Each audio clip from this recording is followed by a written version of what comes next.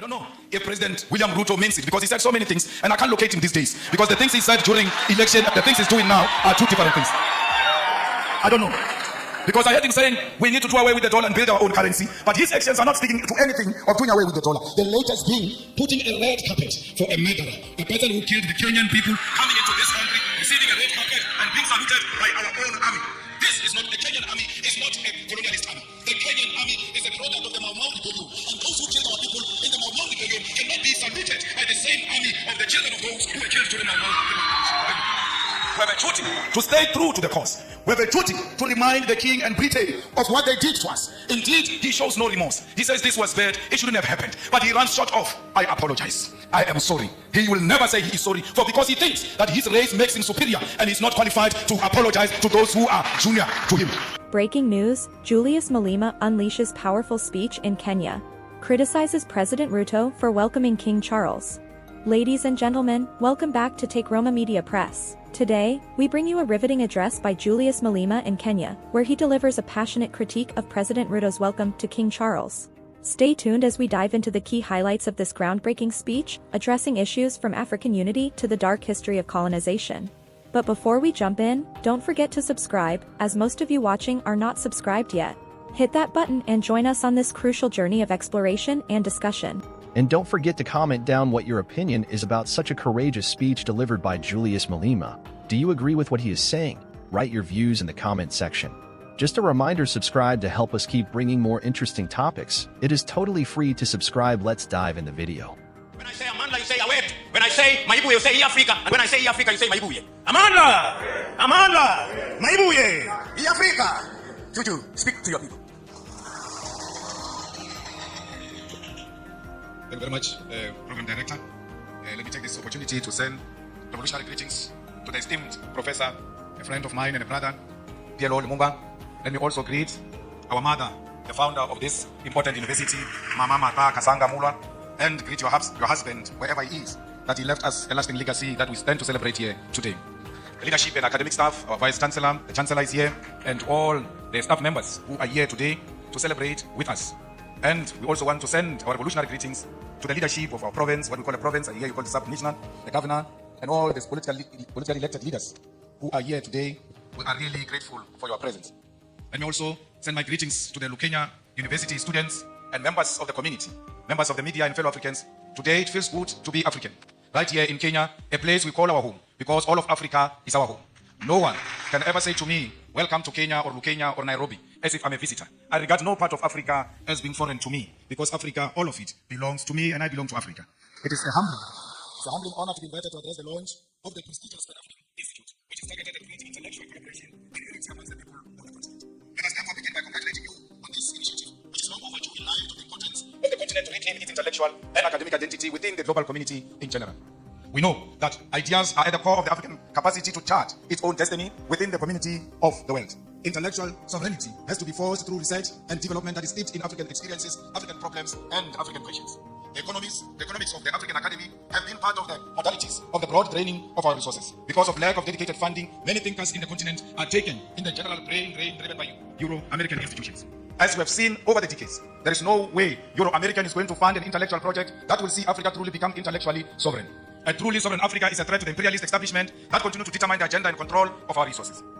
It is also inspiring to see that our esteemed Prof. Lumumba and those who are joining him in this initiative have chosen our continent, and Kenya in particular, to establish an intellectual research and knowledge institution. Accordingly, our first duty is to call on sons and daughters of the continent, both based here and in the diaspora, to jealously fund this institute and ensure that it create and chart a unique Africa based on an original thought, because we have a duty to chart our own intellectual path. But also inspired by the fact that the institute concept of Pan-Africanism includes all people of African descent. That is, those in the continent, the Americas, Caribbean islands, Europe, and Asia. This is because wherever they are found, people who look like you and me continue to be treated as an inferior race. When you see a black person, when you see an African person, everywhere else in the continent, in the diaspora, and all over the world, please be kind to African people, for because they are a hated nation. Wherever they are being enslaved, they are being tortured, they are being harassed. No one shows them love. But you, as an African who claim to be a Pan-Africanist, you have a responsibility to show fellow Africans love and care. The violent, genocidal, and catastrophic transatlantic slave trade and colonialism are the historical twin towers that plug the humanity of Africans into the dark night, which to this day seem to have no end in sight. The image of the African as a black and subhuman was forged through massive and violent enslavement of millions of African people sold in the Americas as properties of white colonial settlers. In the coastal and mainland villages of West Africa, through the gun, the dogs, and the spears, African communities were plundered, captured against their will, and chained like animals. At the ports of Ghana, those chained, naked, and malnourished bodies of men, women, and children were scaled, measured, and sold for gold, silver, or livestock. They were put in those gigantic ships that crossed thousands of kilometers of the massive body of violent and cold waters of the Atlantic Ocean. Millions will not survive the dangerous voyages on sea. They will die of disease, starvation, or pure mental illness. Many will be offloaded alive, thrown into the deep waters to ease navigation during the storms of the violent seas. It is on those cold Atlantic Oceans, waters, deep in the bottom of the ocean, that many carcasses of African people, their bones lay rotten in chains and swallowed by the sea. Those who survived and on arrival in the Americas were forced to work in the different plantations of white men. From the voyage ships to the plantation, the image of an inferior African was being constructed through brutal force. Then began the violent colonial conquest for settlement aimed at our natural resources that defined our native continent. The white man sought to rule Africa and Yale designed a system of racial segregation, racial humiliation, racial abuse that lasted for many centuries. The colony and the plantation, with the voyage slave ships in the middle, were the perfect technologies of recreating the African into a subservient being whose only survival in the modern world must always be through white tutelage, supervision, and approval. The transatlantic slave trade, colonial conquest, and colonial rule are responsible for the zombification of the African soul and its intellectual ramification and the psychotic condition where Africa and its people cannot handle their affairs without white supervision. As both an intellectual project and a program of revolutionary change, Pan-Africanism is first the recognition of this terrible history, which by all definition remains a world history that has cast the African into a global identity of inferiority amongst people of the world. Pan-Africanism is never forgotten noise of the painful cries of those captured slaves whose black bodies were swallowed by the Atlantic Ocean from the slave ships. It is the agonizing cry from the brutal violence suffered by the black slaves in the sugar, cotton, and corn plantations from Georgia to Sao Paulo. Pan-Africanism is also the resounding victory from the theater of the Haitian Revolution from 1781 to 1804. Led by the greatest descendant of our continent, Toussaint Louverture. Together with his patrons, they bravely led the first and only successful slave revolution in human history, defeating a combined European force commanded by a Franz Napoleon Bonaparte. It is the bravery of those African former slaves who will define citizenship on a racial definition of blackness, declaring that Haiti belongs to black people regardless of the color of their skin. Pan-Africanism is also the anger emanating from the countless defeats suffered by the patrons, the brave soldiers like those of Mau Mau and Bambata Rebellion, defeated at the hands of the brutal British colonial forces. It is the intellectual heritage of Marcus Garvey, W.E. Du Bois, Booker T. Washington, Harriet Tubman, Pixley Isaac Aseme, Charlotte Mateke, Winnie Mandela, Kwame Nkrumah, Sekou Toure, Julius Nyerere, Haile Selassie, C.L.R.A. James, Frantz Fanon, Thomas Sankara, and today our own Prof. Lumumba, together with us, must carry the mantle of the African Pan-Africanist cause. Pan-Africanism is a set of ideas written in chains, with blood, spear, and the unforgiving guns of the sons and daughters from the Algerian Revolution to the Battle of Kuto Bonaparte. It is the one-party state of Africa as a whole, as professed by Marcus Garvey. It is Ami Caesarius Negritude, Kwame Nkrumah's African socialism, Steve Biko's black consciousness, Julius Nyerere Ujamaa. It is also Mbeki's African Renaissance, all based on 40 units of African people who are formed by the same history and must seek after common destiny.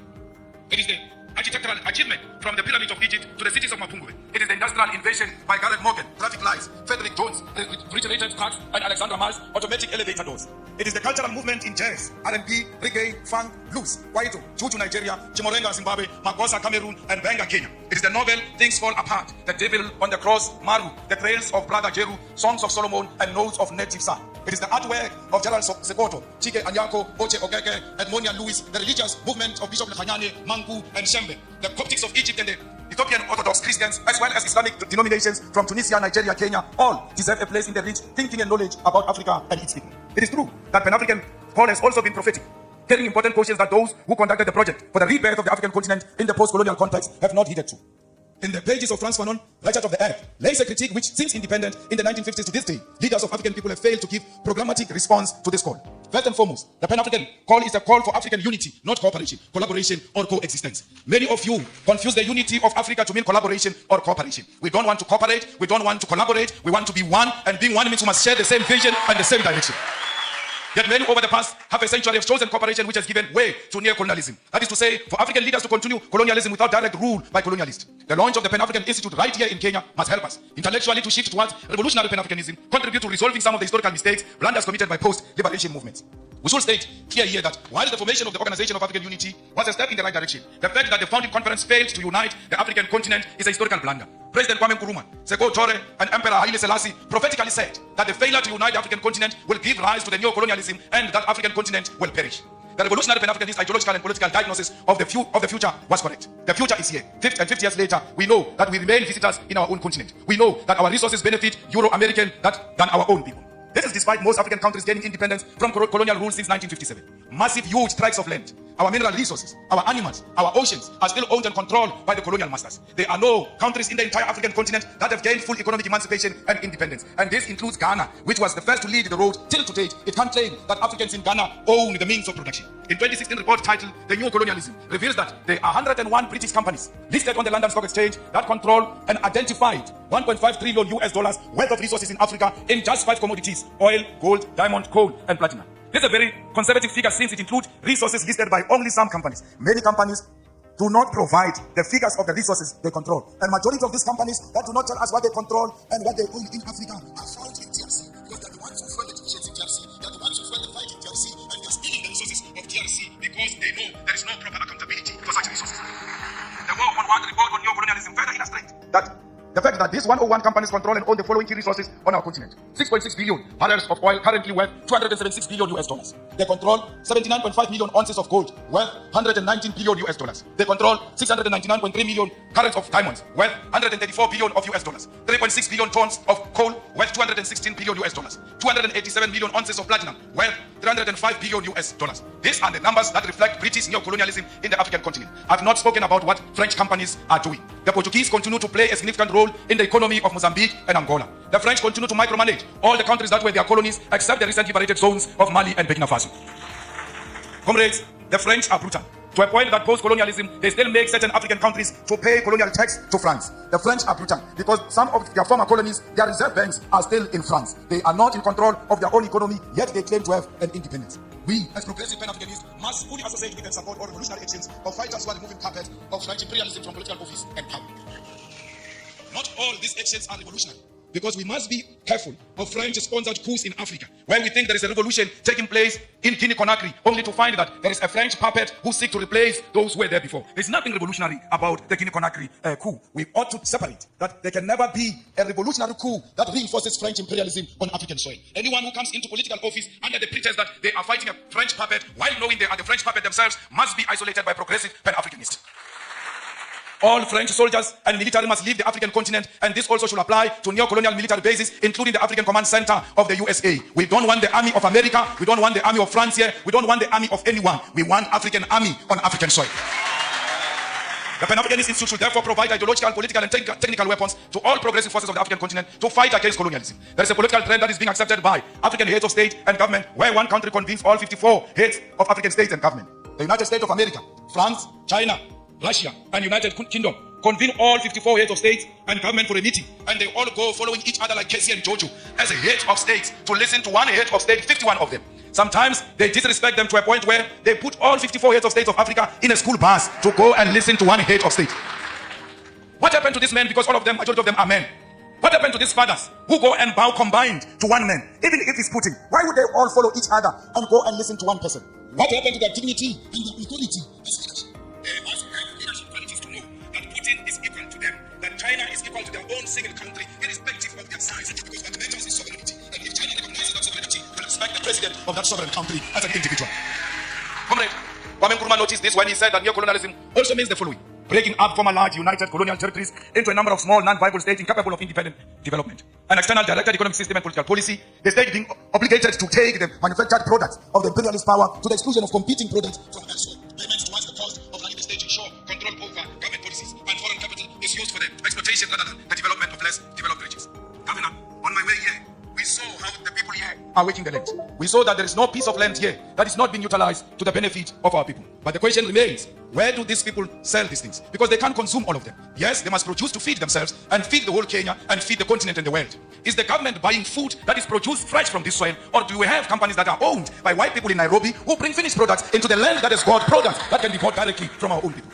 We say people must work the land. After they work the land, their own governments in Africa do not procure from those people. Because if it does not have a white color, they don't like it. Our leaders like their colonizers more than us. That's why they always seek after anything that looks like colonizers. 10 years ago, we as revolutionary activists and visionaries from South of African continent started the revolutionary socialist movement and Pan-Africanist movement, the EFF, Economic Freedom Fighters. When we formed the EFF in South Africa, we told them that our organization is not for South Africa. Our organization is for all Africans. And we said this. We said this during 740 attacks of our people in South Africa. We were being attacked because they come from outside South Africa. We chose to side with our people because we're necessitated by the fact that we love our friends. And if you love yourself, you'll see a person from Tanzania in you. You'll see a person from Nigeria in you because we are one thing. We as the Economic Emancipation Movement did not only say we are Pan-Africanist. In one of our cardinal pillars, we said South Africa must engage in massive investment of economic development in Africa. Because if you keep on saying people are coming to South Africa, are looking for jobs, are going to take jobs from us, we can stop this thing of people coming to South Africa. How do you do it? Go and build massive economic development in African countries so that people can stay where they are and they can feed themselves from where they are. No one wants to leave his own home into some strange place. We leave our homes because we are searching for greener pastures. If there is an ESCOM in South Africa which is failing to give us electricity, but when it was well and still running according to how we wanted it, ESCOM had the capacity to electrify the whole of Africa. Why are you not going into the African continent and electrify the whole of Africa? Why is there no train that moves from Cape to Cairo, making sure that trade in Africa and movement of goods and persons is easy? Because if we do that, there's no one who can leave Lusaka to go and stay in South Africa. They can get into a train, go and do what they want to do in South Africa and come back home and develop their own countries.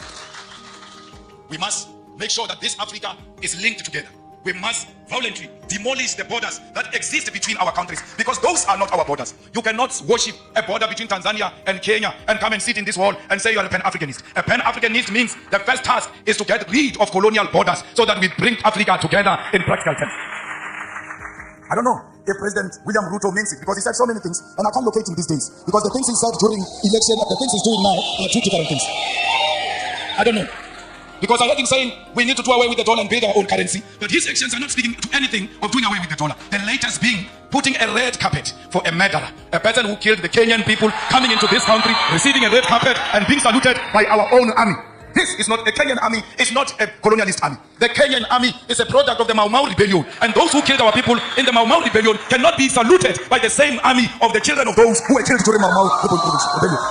We have a duty to stay true to the cause. We have a duty to remind the king and Peter of what they did to us. Indeed, he shows no remorse. He says this was bad, it shouldn't have happened. But he runs short off. I apologize. I am sorry. He will never say he is sorry, but because he thinks that his race makes him superior and he's not qualified to apologize to those who are junior to him. We call upon the Kenyan government to be firm and to decide what they want to be.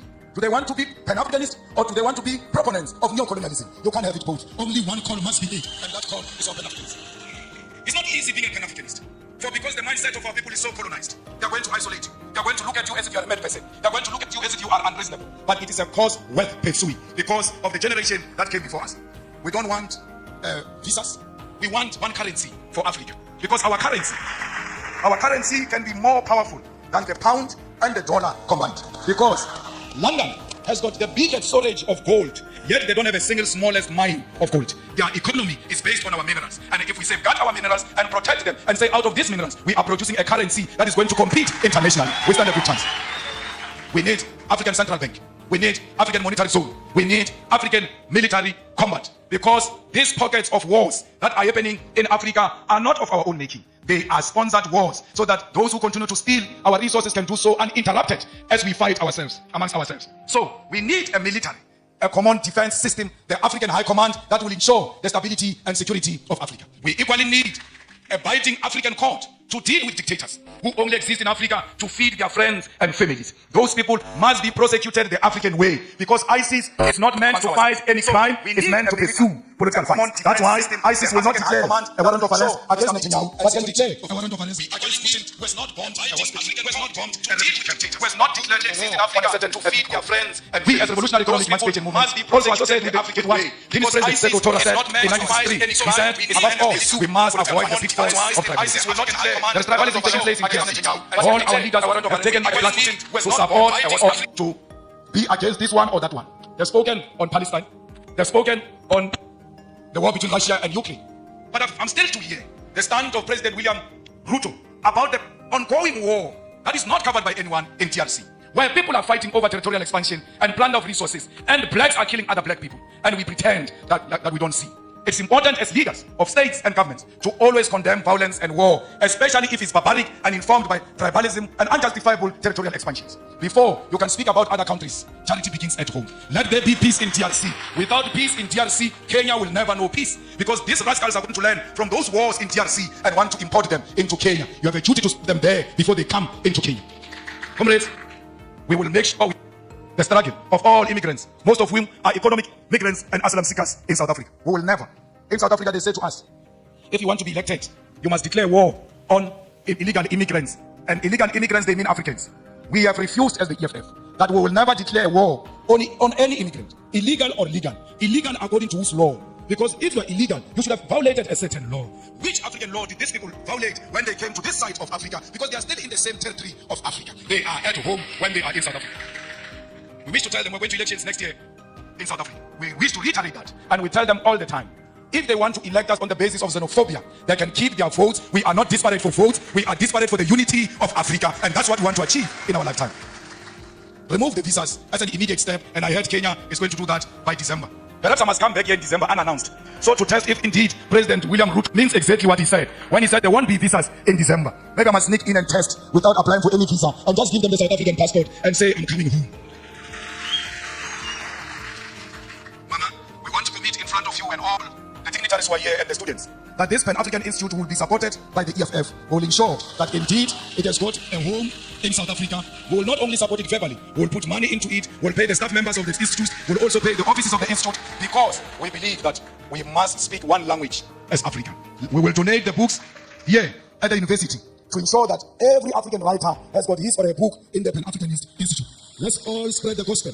Indeed, it was not a mistake to launch it here in the rural areas, because no one must be left behind. If you can carry on your back the rural communities, you have no any other option to go anywhere except to go to the urban. But if you start from rural, there's no way you can cover the urban. But if you start from the urban, you're going to be reluctant to come to the rural. We are starting here to liberate our people in the rural areas, and we go to the urban to ensure that everybody hears the message.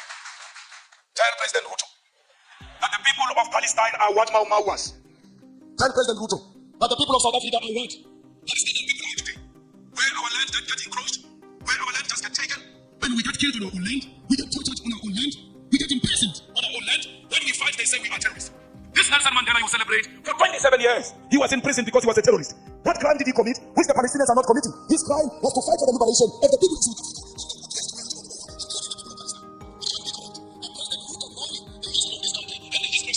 Comes and tells us that he's with Israelites.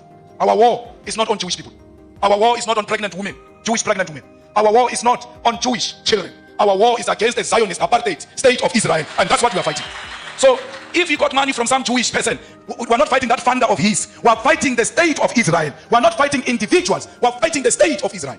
At the age of 9 years, the Boers walked into my house and turned everything upside down, stripped my mother naked. When I see what those children of Palestine are going through, I can immediately relate that this is what apartheid looks like. We cannot be Pan-Africanist if we can't associate with the oppressed nation. Our Pan-Africanism is based on the basis that we are an oppressed nation ourselves. And everywhere else where we see an oppressed person, that person is our sister, that person is our mother, that person is our father, because we are not free until the whole world is free from imperialism and colonialism. I don't know if you'll regret inviting me after this. But my problem is that I tell my truth as is. And I say it to authorities without fear or favor. Till today, no one has ever sued me legally successful. Till today, no one has imprisoned me, because you can't imprison or sue the truth. The truth will always prevail. Comrades, we must make sure that as we live here, our sympathy is with the oppressed people. Look at Cuba. Its crime was to choose a different economic system to what America has chosen. And then they are under more than 60 years of economic embargo. What crime did the people of Western Sahara commit against Morocco? We are at the center of speaking the truth as a Pan-Africanist Institute, because we've got the ear of the continent and the diaspora and the whole world. And this organization we are launching today, Prof, will live forever and ever, because you only speak the truth yourself to power. And you always make us politicians to want to check if indeed we are still on the right track. So an institution established by a person like you, we are guaranteed that it will live for long and it will live for generations to come. That's why we are proud to be here. I was not brought by plane here. I was not brought by a car here. I was driven by the spirits of those people who were dumped in the oceans. And when they were dumping them in the oceans, their cries are still crying loud till today. They did not dump them in the ocean only. They dumped them chained on their hands and their feet, and they could not fight. When the sharks were eating them in those oceans, they could not fight. Even if you know that today I'm going to die, but it is always good to die fighting. That you must hold the shark, even when you know it's going to swallow me, I must die fighting. Those people who died in the ocean said to me, you ought to arrive there. For because what you guys are going to start there is that which is going to seek reparations for us. As you leave this place and go back to your home, remember the people who died in the plantation, beaten, treated like dogs. Remember all of those slaves that asked for help and they never found help. But you must say to them in spirit the help has arrived. And that help we declare today that will fight the battles of the heroes and heroines of Mau Mau, of Mambata Rebellion, of the slaves. This Pana African Institute must be at the center of demanding reparations for all the suffering Africans have gone through because of colonialism. We must teach our people that we are not beggars. When we ask for reparation, we are not asking for donation. We are asking for what was stolen from us to be returned so that we can prosper and become a better nation. Thank you very much.